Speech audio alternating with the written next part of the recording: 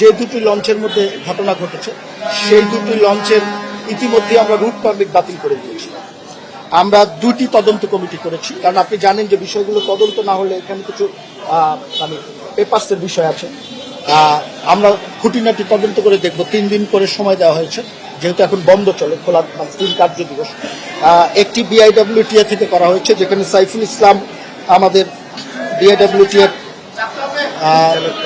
পরিচালক প্রশাসক, তার নেতৃত্বে একটি কমিটি করা হয়েছে। তারাও আমাদেরকে তদন্ত রিপোর্ট দিবেন।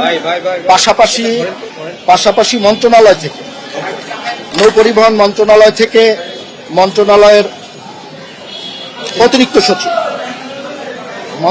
অতিরিক্ত সচিব আবুল ইসলামকে প্রধান করে, এবং সেই জায়গায় বিআইডব্লিউটি এর কর্মকর্তা রাখা হয়েছে, নৌ পরিবহন অধিদপ্তরের লোক রাখা হয়েছে, ফায়ার সার্ভিসের একজন থাকবে, নৌ পুলিশের একজন থাকবে।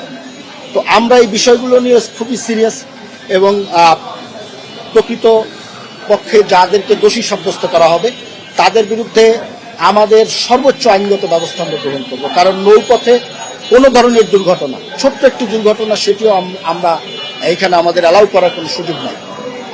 ঈদ উপলক্ষে প্রচুর প্রেশার থাকে মানুষের। আপনারা জানেন যে আজকে গার্মেন্টস ছুটি হয়েছে, সে কারণে একটু অতিরিক্ত চাপ সব জায়গায় আছে। আমি সকাল থেকে বিকেল পর্যন্ত পাটুরিয়া নৌঘাটে ছিলাম, সেখানেও প্রচণ্ড চাপ।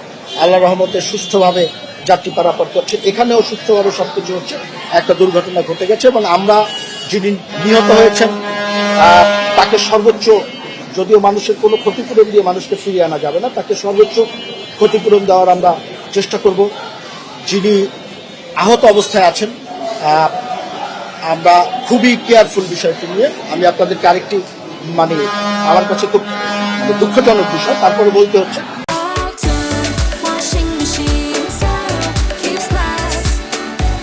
যে ভদ্রমহিলা আহত আছেন তিনি সন্তান সম্ভবা।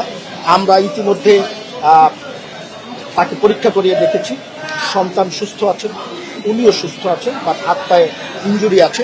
আর যিনি এখন পর্যন্ত নিখোঁজ আছেন তাকে আমরা আমাদের রাত্রবেলায় fire service level best try করছে, বাট আপনারা দেখছেন এখানে প্রচুর লঞ্চ মুভ করছে, এখানে ডুবুরি নামানো খুব কঠিন।